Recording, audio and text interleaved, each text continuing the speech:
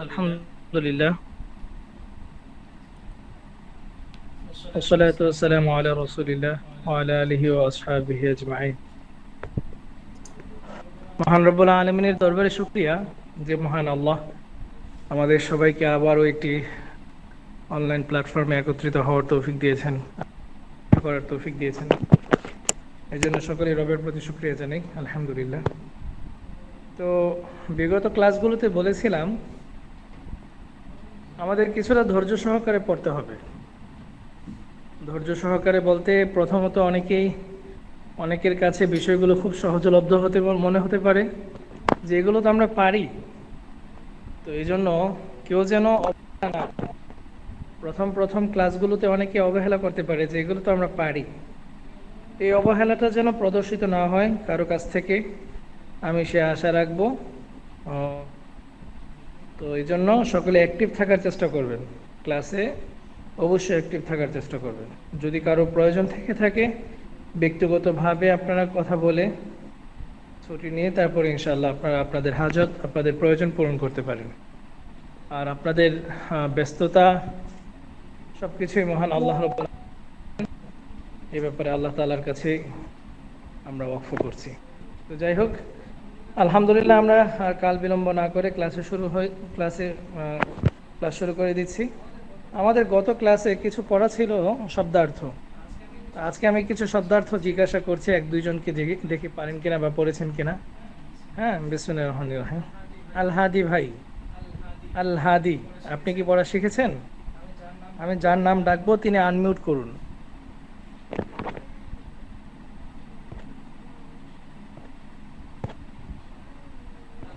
আল হাদি কি শুনতে পাচ্ছেন আমাকে? আসসালামু আলাইকুম ওয়া রাহমাতুল্লাহ। ভালো আছেন? জি আলহামদুলিল্লাহ, আপনি ভালো আছেন? পড়া শিখেছেন? পড়া জি মোটামুটি শিখেছি আর কি। মাশাআল্লাহ। এখানে কিছু পড়া আছে, আপনি একটু পড়ুন তো দেখি স্ক্রিনে।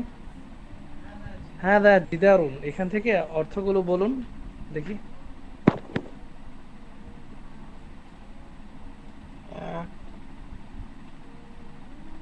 আপনি স্ক্রিন দেখতে পাচ্ছেন? জি রে, স্ক্রিন দেখা যাচ্ছে না।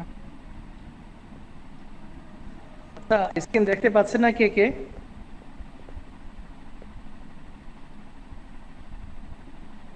কথা বলতে পারেন। স্ক্রিন দেখতে পাচ্ছেন না এরকম কেউ আছেন? আমি দেখতে পাচ্ছি না স্ক্রিন। আপনি একটু তাহলে অনুগ্রহ করে থেকে বের হয়ে আবার হুম,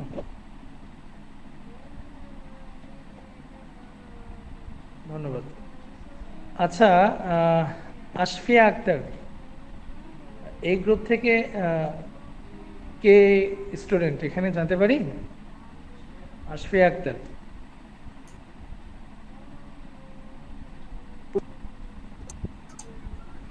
জি, আপনার নাম কি? আমার নাম আশফিয়া আক্তার। আশফিয়া আক্তার, পড়া শিখেছেন? হ্যাঁ, মোটামুটি। আপনি কি স্ক্রিন দেখতে পাচ্ছেন? জি, কথা বলুন দেখি। প্রথম থেকে। হ্যাঁ, হাদা জিদারুন।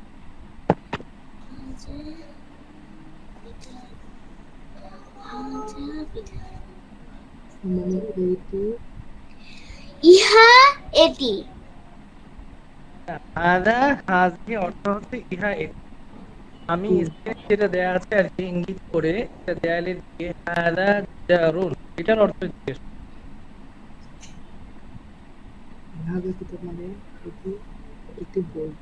একটি বই। ইহা একটি বই। না না না, আচ্ছা আশফিয়া, আপনি বলুন দেখি দিদারুন অর্থ কি? কি অর্থ? দিদারুন, দিদারুন অর্থ কি? বিদারুন, আচ্ছা।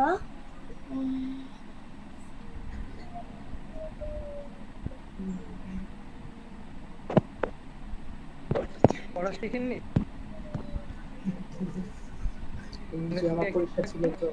হুজুর, হচ্ছে আমার একটু পরীক্ষা ছিল তো, তাই হচ্ছে অতটা ভালো করে হয় নাই ঠিক করে। তাহলে সময় দিয়ে পড়ালেখা। হ্যাঁ, আচ্ছা ঠিক আছে। আচ্ছা। এমদাদ ভাই, আপনি পড়াটা বলুন তো। এমদাদ। জি উস্তাদ জি, আমি বলছি। আহ, লেখাগুলো আর কি স্ক্রিনে একটু ছোট দেখাচ্ছে। আচ্ছা, আমি স্ক্রিন। আমি কি বই থেকে বলতে পারবো? হ্যাঁ, অবশ্যই অবশ্যই।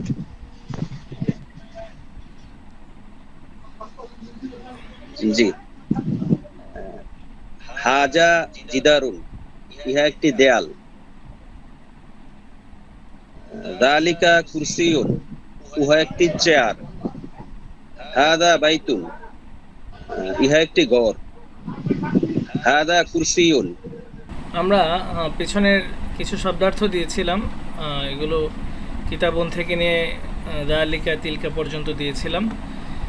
তো এখানে কথা হলো যে গত ক্লাসে বলেছিলাম মুজাক্কার এবং মুআন্নাস সম্পর্কিত আলোচনা। তো মুজাক্কার কাকে বলে এবং মুআন্নাস কাকে বলে এই সম্পর্কে আমরা শিখিয়েছিলাম। হাদা এবং দালিকা এগুলো হচ্ছে মুজাক্কার তথা পুরুষবাচক, হাদিহি এবং তিলকা হচ্ছে মুআন্নাস তথা স্ত্রীবাচক। তো আমরা এগুলো আলহামদুলিল্লাহ আয়ত্ত করতে পেরেছি এবং আমরা গত ক্লাসে পড়েছিলাম মুজাক্কার শব্দ যেগুলো আছে, যেমন হাদা, কিতাবুন, যালিকা, কলামুন, এই সমস্ত শব্দগুলো শিখেছিলাম।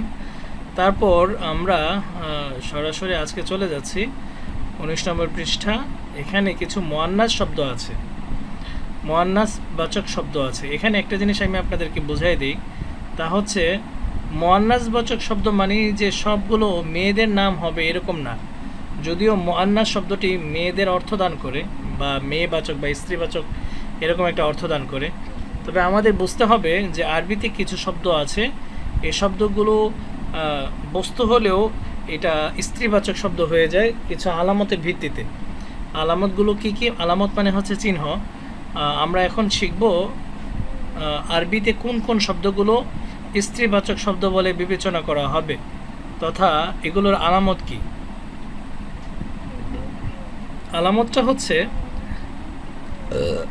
আমরা এখানে দেখতে পাচ্ছি গুলতা, শব্দের শেষে গুলতা, যেমন তিলকা সাব্বরতন, আমি এখানে একটু দেখাচ্ছি, অথবা এখানে সাব্বরতনের দিকে যদি আমরা একটু তাকাই, যদিও এখানে ক্লিয়ার হচ্ছে না, আমি একটু আরও জুম করে দিচ্ছি।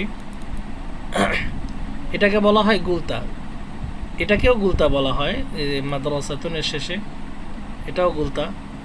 তো কোনো শব্দের শেষে যদি গুলতা বসে তখন ওটাকে মুআন্নাসের আলামত হিসেবে বিবেচনা করা হবে।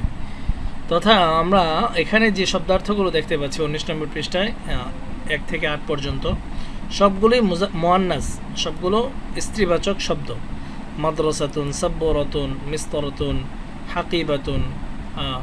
মাদ্রাসাতুন অর্থ একটি মাদ্রাসা বা বিদ্যালয়, সাব্বরাতুন একটি ব্ল্যাকবোর্ড, মিস্তরাতুন একটি রুলার, হাকিবাতুন একটি ব্যাগ, কুররাসাতুন একটি খাতা, তাওবিলাতুন একটি টেবিল, হজরাতুন গুরফাতুন একটি কামরা, নাফিদাতুন একটি জানালা। কামরার আরবি দুটো, এজন্য দুটো দিয়েছে এখানে, হজরাতুন গুরফাতুন। তো আমরা শিখলাম হচ্ছে মুআন্নাসের আলামত হচ্ছে গুলতা, তথা কোনো বস্তু বা কোনো শব্দের শেষে যদি গুলতা এসে যায় তখন আমরা এটাকে মুআন্নাস হিসেবে ধরে নেব তথা স্ত্রীবাচক শব্দ হিসেবে ধরে নেব।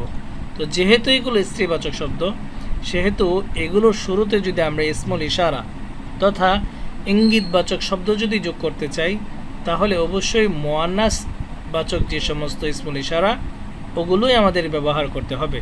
যেমন ইতিপূর্বে আমরা হাজা ব্যবহার করেছিলাম মুজাক্কারের জন্য, বাকি রয়েছে হাজিহি। তাহলে হাদিহি মাদ্রাসাতুন, ইহা একটি মাদ্রাসা।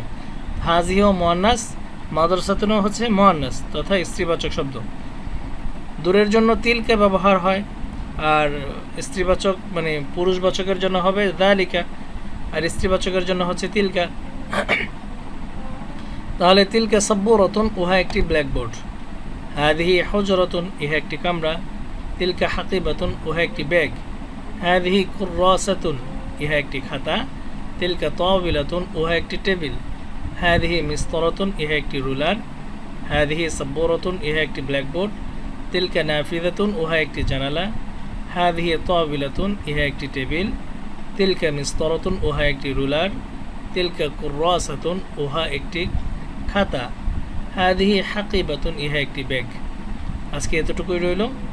আবারও বলছি, পেছনের শব্দার্থগুলো এবং প্লাস এই শব্দার্থগুলো শিখে নেবেন এবং মুযাক্কার মুআন্নাস চিনার জন্য বুঝতে হবে আমাদের শব্দের শেষের দিকে শব্দের শেষে যদি গুলতা থাকে তাহলে এটা হচ্ছে মুআন্নাসের আলামত হিসেবে বিবেচিত হবে, শব্দের শেষে গুলতা না থাকলে মুযাক্কার হিসেবে বিবেচিত হবে।